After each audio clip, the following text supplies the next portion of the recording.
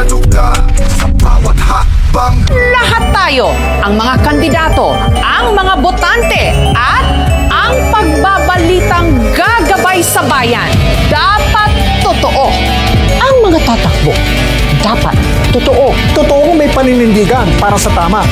Dapat matapat, hindi magnanakaw o tiwali. Totoong may plataforma at konkretong solusyon sa mga isyong dapat tugunan. Hindi personal na kapakanan ang itataguyod. Dapat totoo.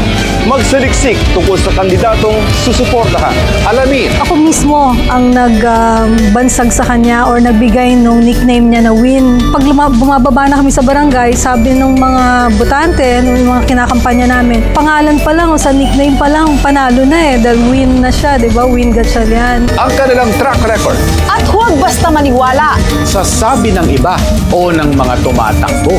Himayin ang kanilang mga plano. Huwag magpabayad sa sino. Charisma.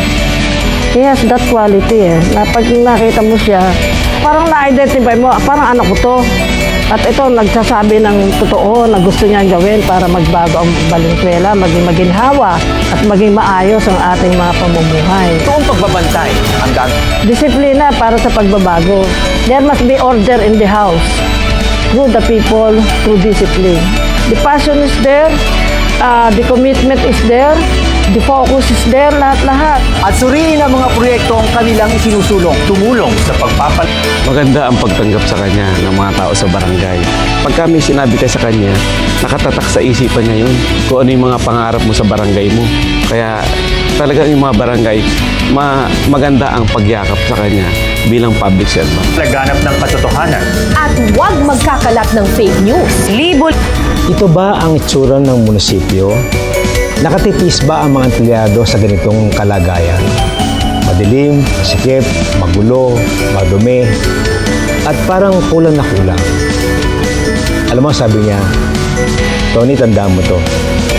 Gagawa ako ng bagong City Hall na mararamdaman ng bawat Valenzuelano. Walang takot na ihahayag ang mga problema ng lipunan para mamulat ng mga kandidato at botante sa totoong kalagayan ng 3S is simple, speed, service. And it was crafted by the dear Mayor, Mayor Sherwin. Pero hindi niya ito may implement without the approval of the Sangguniang and the support na kailangan niya from the Sangguniang. So, crafted it, pinadala niya sa akin as Vice Mayor noon, ni-refine namin. So, we implemented the program about business processing and other services ng city. So, yung collections natin, lumaki. So, with this 3S program, bumilis ang collection, bumilis ang serbisyo. These are the things that really lay down the foundations of Sherwin's legacy. Mare, gabi na. Baon para bukas. Oh, ingat! Sing dilim ng mga daang ito ang hinaharap. Pero isang tao ang nagbigay ng buong pusong serbisyo, dedikasyon para mabago ang lungsod. Connie, inirekomenda na ang pagdedeklara ng state of calamity sa Bataan dahil sa epekto ng oil spill na dala ng bubog na MTKR Terranova. Dahil na rin ito sa Balakid niya ay yung peace and order. Nag-submit din ako sa kanya ng mga pangangailangan ko I needed mobility. Ang Valenzuela noon, halos wala kaming mobile car noon Hindi nga, and that is why ang isang biggest challenge sa amin was visibility. Halos hindi makita sa lawak ng Valenzuela, hindi na makita yung mga pulis. And malaking problema yun. And nung sinabi ko sa kanya, sir, we needed motorcycles, we needed mobile cars. Pag nagkasala, dapat managot kahit sino ka man. Hustisyang panglipunan, tatak ng maunad na bayan. Ibalik ang Big Man sa Senado.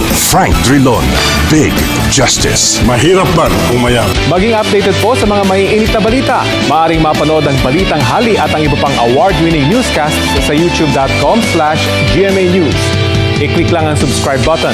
Sa mga kapuso abroad, maaari po kaming masubaybayan sa GMA Pinoy TV at www.gmanews.tv. Konektado ka sa bawat hakbang.